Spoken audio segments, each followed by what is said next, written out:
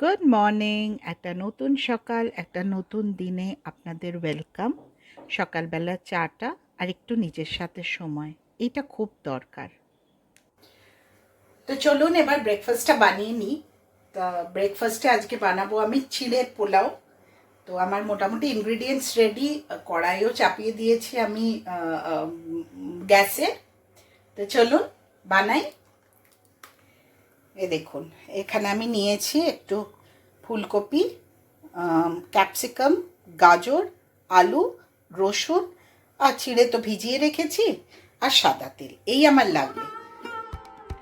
রোজ সকালের ব্রেকফাস্টটা একটা ডেফিনেটলি ভালো করেই খাওয়া উচিত, যদিও আমি জেনারেলি ব্রেকফাস্টটা একটু স্কিপই করে যাই, কারণ আজকে দেখালাম আমার ওয়েটটা কত বেশি। তো এটা একটু কমাতে হবে।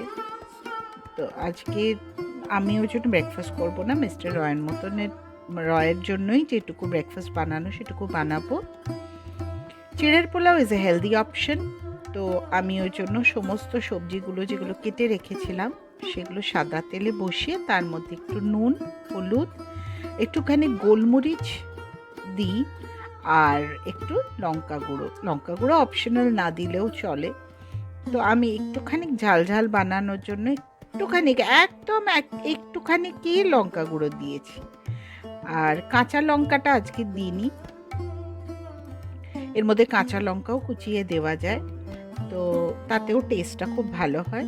তো এবার ভালো করে নাড়াচাড়া করে নিয়ে একটুখানি সেদ্ধ হয়ে এলে, এই যে ভেজানো, আমি এমন করেই জল দিয়েছিলাম চিড়েতে যাতে ওটা পুরোটা সোক করে ফ্লাফি হয়ে যায়। জল কিছুই ছিল না, পুরোটা সোক করে নিয়েছিল এবং একদম ঠিকঠাক ভাবে ওটা ফুলে গেছিল। এর মধ্যে আমি একটু নুন, একটুখানি হলুদ আর একটুখানি চিনি, এই তিনটে দিয়ে ভালো করে মেখে মিক্স করে, আর জানেন আমাদের বাঙালিদের হাতে হাতে পাতেই চলে, সবই হাতে করা হয়। এটা আমার হাতটা সবই পরিষ্কার ধোয়া, কিছু মানে নোংরা নেই। তো যাই হোক, এবার ওটাকে ভালো করে মিক্স করে এবার সেইটা এই সবজির সাথে মিক্স করে নিতে হবে। খুব সিম্পল রান্না, খুব চটজলদি হয়ে যায়। এটা একটা খুব ভালো হেলদি ব্রেকফাস্ট অপশন। আমি বিভিন্ন রকমের ব্রেকফাস্ট অপশন মানে করতে থাকি, কিন্তু চিড়ের পোলাওটা খুব যে বেশি হয় তা নয়। জেনারেলি মিস্টার রয় একটুখানি পাউরুটি আর ডিম এইগুলোই প্রেফার করেন, বাট আজকে যেহেতু ডিমটা দেব না, সেই কারণে, কারণ সব বুঝতেই পারছেন সকলেরই বয়স হচ্ছে, তাই না? তো এটা একটুখানি মাথায় রেখে চলতে হয়। যাই হোক, মিক্স করা আমার হয়ে গেল সুন্দর করে।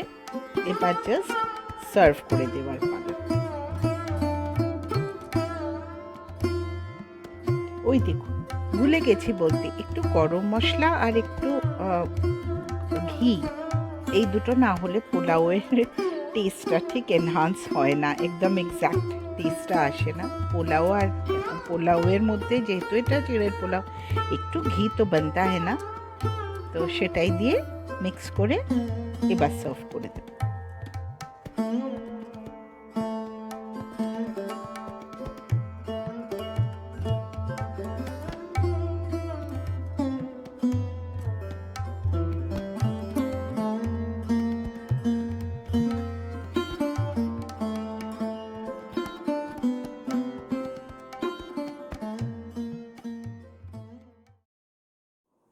রেডি হয়ে গেছে, এবার একটা চামচ দিয়ে দিয়ে আসি এবার ওনার রুমে।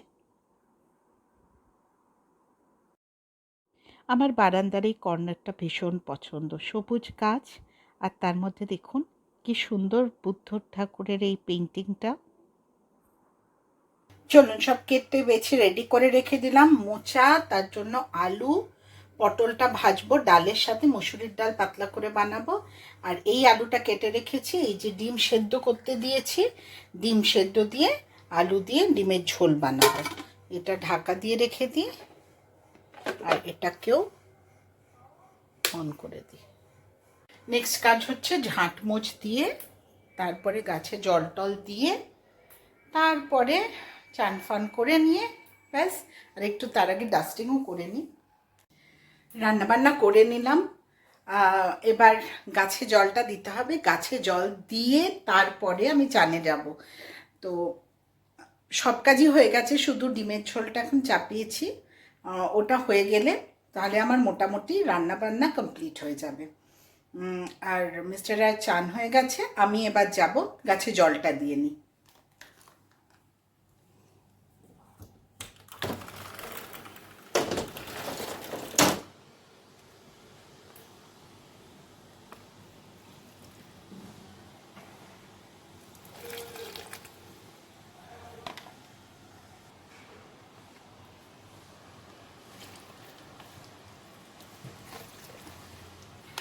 দেখুন এই গাছগুলো কি সুন্দর হয়েছে।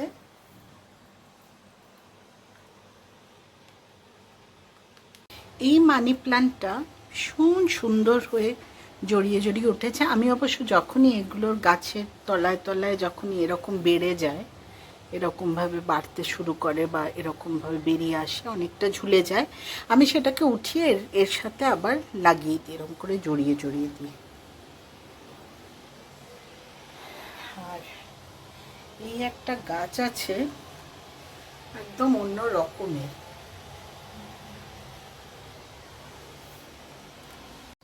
চলুন আপনাদের আরেকটা জিনিস দেখাই।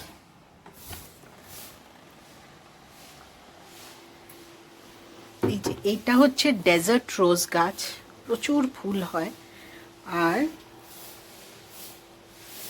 এইটা দেখেছেন, পডস বেরিয়েছে। এই প্রথমবার আমার ডেজার্ট রোজে পডস বেরোলো। ফুলগুলো তো অসম্ভব সুন্দর দেখতে হয়, গাছ ভরে থাকে একদম। এই গাছটায় এই ফুলগুলোকে এবার কেটে ফেলতে হবে। ইনফ্যাক্ট এইবারে যে ফুলগুলো এসছে সেইগুলো সব শুকিয়ে গেলে এবার কিন্তু এটাকে ছোট করে কেটে আবার রেখে দিতে হবে। পরের বছর এটার থেকে এটাকে মাদার প্লান্ট হিসেবে ইউজ করে তখন আবার শীতকালে এইটা হবে চন্দ্রমল্লিকা। চলুন চান হয়ে গেছে, এবার লাঞ্চ করব। তার আগে একটু ঠাকুর নমস্কার করে নিই, তারপরে খেতে দিয়েও দেবো, মিস্টার রয়কেও দিয়ে দেবো, আর আমিও নিয়ে নেব। সকাল থেকে তো আজ কিছু খাইনি, সেই জন্য এবার খিদেও পেয়ে গেছে।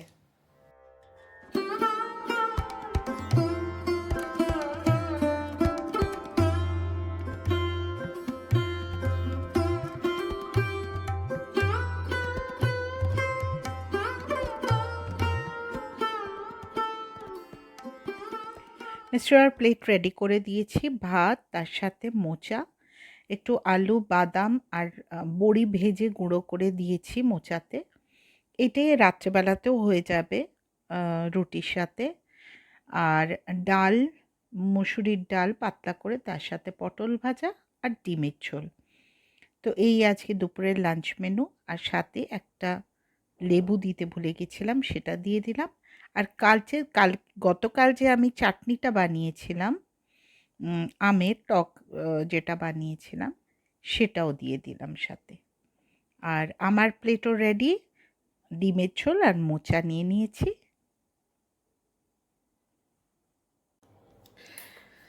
তো কালকে আমি যেটা বানাবার চেষ্টা করছিলাম আইসক্রিম, সেটার যা কাণ্ড হলো সেটা একটু বলি। যে আইসক্রিমটা তো বানাবার চেষ্টা করছিলাম, এবার যা যা প্রসিজিওর আমি জানি সেই হিসেবে করছিলাম। এবার হলো কি, যে মাঝখান থেকে যখন আমি আইসক্রিমটাকে মানে ক্রিম দিচ্ছি, ক্রিমের তলা নিতে নিশ্চয়ই দেখে থাকবেন যে ক্রিম যেটা আমুলের ক্রিম আসে বা যাই হোক ক্রিম যেটা আসে, ফ্রেশ ক্রিম, সে ফ্রেশ ক্রিমটা দিতে হয়। তো ফ্রেশ ক্রিম আমি পুরোটা কেটে ঢেলে দিয়েছি।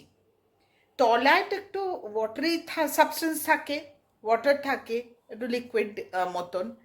তো দেওয়া উচিত ছিল শুধু ওপরের যেটুকু সেটুকু দেওয়া উচিত ছিল, কিন্তু আমি করেছি কি ওটা পুরো ধরে একদম দিয়ে দিয়েছি। এই যে যেই দিয়েছি তখন কি হলো, জল ওয়াটার হয়ে গেল, ভেতরে পড়ে গেল। আর তারপরে ওটাকে যখন আমি পুরোটা প্রিপেয়ার করে আমি যখন ওটা ডিফ্রিজে ঢোকালাম, ডিফ্রিজে ঢোকাবার পর ওটাকে বার করে দেখছি পুরো আইসিকলস ফর্ম হয়ে গেছে, মানে ক্রিমি টেক্সচার যেটা আইসক্রিমের হওয়া উচিত সেটা আসেনি, পুরোটাই ওই আইসিকল মতন হয়ে গেছে। তো আমার খুব মনটা খারাপ হয়ে গেল যে কি করা যায়। তো ওটা আমি এমনি রেখে দিয়েছিলাম, ডিপ ফ্রিজ থেকে বার করে এমনি ফ্রিজে রেখে দিয়েছিলাম, নর্মাল যেটা রেখে এবার ওটা তো একটা কাস্টার্ডের মতন হয়ে গেছে অ্যালং উইথ ক্রিম। তো ওটা একটা ইটসেলফ একটা খুব রিচ ডেজার্টের মতন হয়ে গেছে। তো মিস্টার রায়কে দিলাম, বললাম যে একটু চেখে দেখো কীরকম। তো ও তো খেয়ে বলছে অসাধারণ লাগছে খেতে। তা আমি বললাম যে তুমি আজকে অল্প একটু খাও, আমি দেব তোমাকে রাত্রিবেলা ডিনারের সাথে।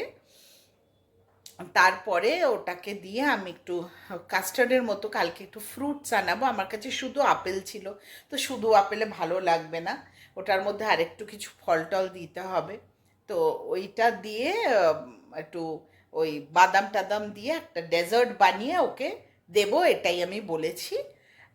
তো যাই হোক, ওভাবেই খেতে হবে। তো এই ম্যাসাকারটা হয়ে গেছে। এনিওয়ে আজকের মতো এখানেই আমি আমার গল্প শেষ করছি। আমি একটু দেখিয়ে দেব যে জিনিসটা কীরকম হয়েছে। তবু আপনাদের বলি যে আজকের মতো এত দূরই আমার গল্প ফুরোলো। আর আগামী দিনে আরেকটা নতুন ব্লগে আপনাদের সাথে দেখা হচ্ছে। ততদিনের জন্য আপনারা খুব ভালো থাকবেন, সুস্থ থাকবেন, শান্তিতে থাকবেন। এই দেখুন কীরকম ক্রিমি ব্যাপারটা হয়েছে, দারুণ হয়েছে। মানে টেস্ট ওয়াইজ তো ভালো হবেই, অবভিয়াসলি কাস্টার্ড পাউডার দেওয়া, চিনি, ক্রিম সব কিছু দেওয়া, বাট এই হয়েছে আলটিমেটলি।